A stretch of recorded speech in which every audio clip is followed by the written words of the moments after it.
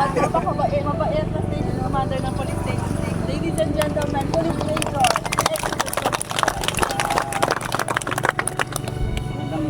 Bago po sa ating lahat, i-acknowledge ko lang din yung kasama natin yung from Regional Maritime Unit 3. Tama.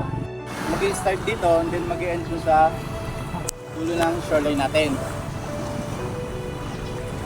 Thankful lang ako sa ating mga bisita. Napili nila itong Olonga po para kandakan nila ng ganitong klaseng activity. After nito, doon naman tayo sa Barangay Kabalan para sa outreach program natin. Ang isa pa, ino-observe naman dito yung bawat resort, yung tapat ko, linis ko. Kaya lang, gusto ko pa rin ipakita sa mga taga rito na kahit hindi taga rito, may concern pa rin sa shoreline ng Baloy.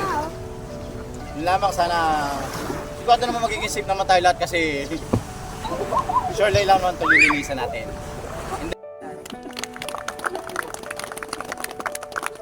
Magandang umaga po sa inyong lahat. Ako po si Christopher Maglala, ang General Secretary po ng Philippine Metropolitan Transport Group. Actually, pakilala ko lang po sa inyo ng bahagya. Ang amin pong grupo ay isang alyansa po o samahan ng mga TNBS driver. Yun ang siguro yung kaalaman mo yung struktura ng aming business engagement. Engage po kami sa TNBS Transport. Ito po mga nakikita niyong logo, yung po yung mga under network sa Alliance po namin. So, parte po ng advokasya namin at parte po ng aming isinusulong, hindi lang po magandang pakikipagkapatiran at pagsasamahan namin ng mga magkakasama sa hanap buhay, kundi pati rin naman po sa sosyalidad. Gusto namin ibahagi po kung ano po ba yung kaya namin ibigay o iaambag po namin para po sa ikasusulong at ikaayos po ng komunidad. Maraming salamat po sa pag-welcome sa amin. Unang-una po kay Sir Dos at sa inyo pong lahat na makakasama po namin.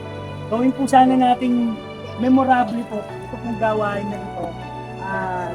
Sa alang-alang natin na gagawin po natin ito, hindi po para sa kapupuri lang natin o ikatatanyag natin, kundi gagawin natin ito dahil sa ito ang kailangan at ito ang dapat. Maraming salamat po. Nandito po ang ilang po sa mga member po ng aming pamunuan.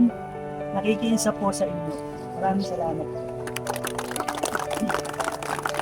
Maraming salamat po sir. At ang pagbisita niyo po sa amin ay napaka-memorable po sa amin. Ay, thank you po.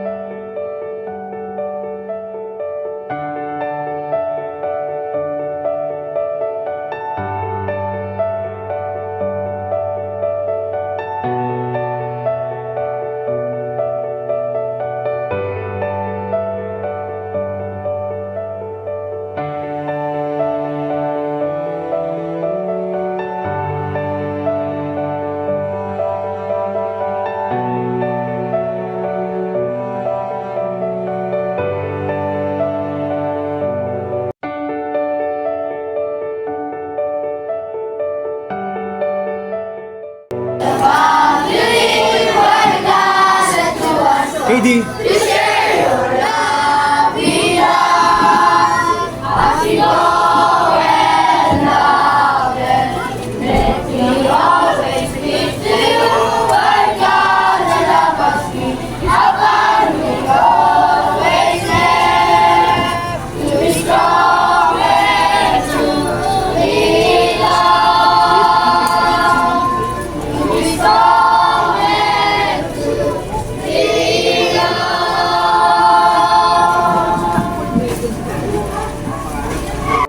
Pure sa mata ng Panginoon.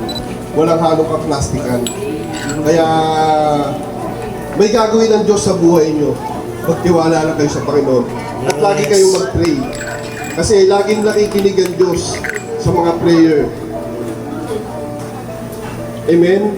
Basta, huwag kayong mawala ng pag-asa. Kasi lagi nandiyan ng Panginoon para sa inyo. Yun lang. Ayan, maraming salamat po.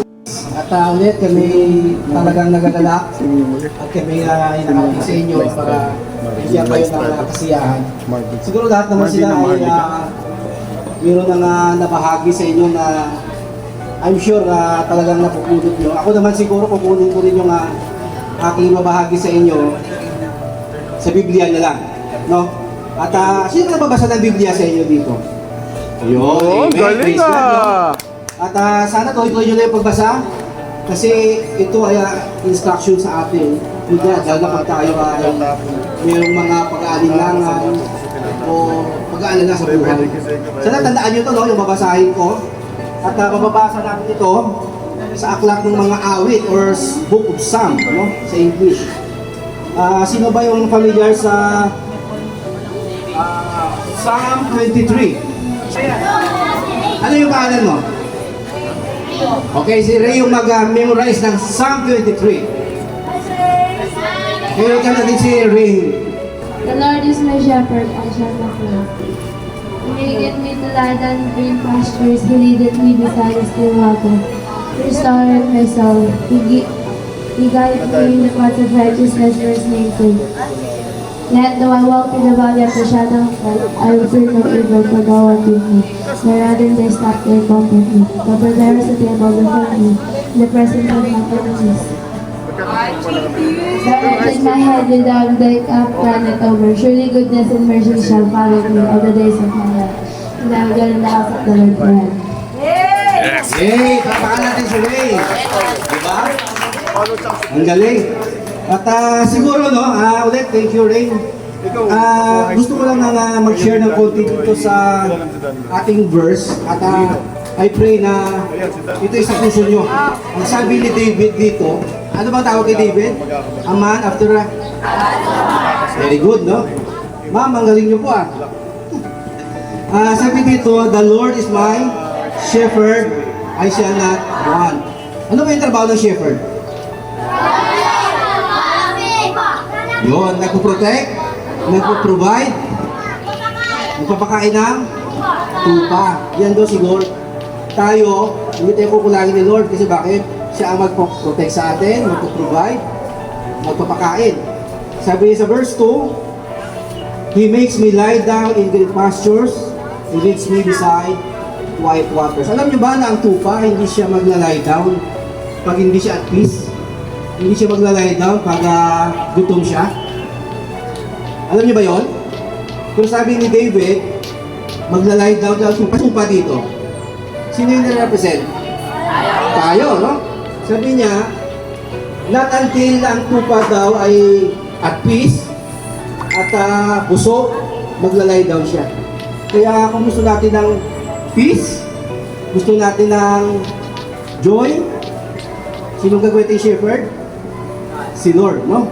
At sa verse 3, sabi niya, He restores my soul, He guides me in the path of righteousness for His name sake. Okay, yung sabi dito, meron minsan may mga times sa buwan natin na nalulungkot tayo, nag-aalala tayo, may problema tayo. Ang sabi ni God, bibigyan niya tayo ng ano yun? Joy, tuwa, no? Sabi niya, He restores my soul. Bigyan niya tayo ng kapahingaan ng ating kaluluwa, no? Sabi niya, even though I walk through the valley of the shadow of death, I fear no evil, for you are with me. Your rod and your staff, they comfort me. Even though sa tawag dito, meron tayong mga pagdadaanan na problema, ano sabi niya, hindi niya tayo pababayaan. At may times na tayo man ay magpasaway. Alam niyo ba yung nirepresent ng rod and ng staff? Pag sa may mga flock ng sheep, ang mga pasaway na sheep, di ba most of the time, ano yan, umaalis sa line? Yung trabaho ng staff, yung para i-realign. I-realign niya yung sheep. At pag talaga nga pasaway yung sheep, minsan, yung gamitan niya ng rod. Ano ba yung rod? Ano yun? Tapat. Most of the time, still yun, ano? Pinapalo niya, masakit yun. Ganun si God sa atin. Minsan, pag tayo ay sobrang pasaway, hindi tayo nakikinig, papaluin tayo ni God. Kaya huwag tayo magpasaway, okay? Gusto niyo ba mapalo? Kaya magpakabait tayo, okay? At siguro, ano ko na, no, tapusin ko na sa verse 6. Sabi, surely goodness and loving kindness will follow me all the days of my life, and I will dwell in the house of the Lord forever. Ang promise ni God sa atin, surely daw, sure na sure ito, goodness and loving kindness will follow. Actually, kung tinignan mo sa original text nito, will overtake. Gusto niyo ba yun? Overtake kayo ng blessing, ng kindness, ng love ni God? Kaya sino gagawin natin, Shepherd? Si Jesus. Okay? Sana tandaan niyo yan. At thank you mga bata. God bless.